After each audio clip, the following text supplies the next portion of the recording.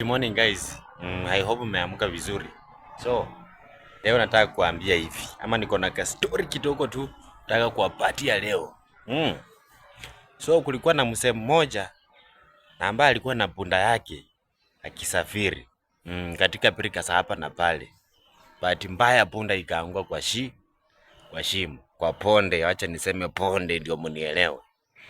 Huyu mzee akapiga hesabu. Hii punda yangu nitaifanya aje? Akafikiria vile ataitoa, lakini ikashindikana.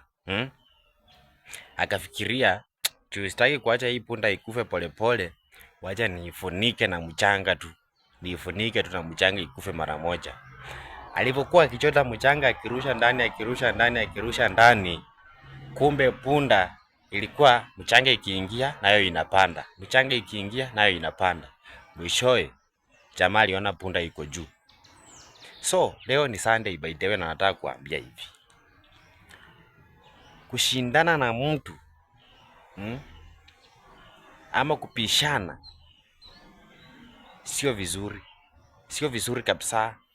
So, ile kitu unafaa kufanya ni utulie kama vile punda ilitulia. Kama punda, na usikae kimya, ukikaa kimya. Kama punda ingekaa kimya, wakirusha mchanga na imesimama hivi ipandi, wewe unafikiria ingekuwa ni nini? Wewe pia ukirushiwa maneno, hiyo maneno ndio inafanya unapanda. Ukirushiwa hivi neno moja ili inakuuma, usikasirike, tumia hiyo neno kupanda. Tumia hiyo neno kupanda. Ukiishi mahali na ulelewe vizuri bila kuteseka, bila kufanywa chochote, hautawahi grow akili. Lazima uteswe kidogo, pitisho kwa maneno mbaya ndio akili grow. Langu tu ni hilo, na mbarikiwe sana. Ubarikiwe kabisa.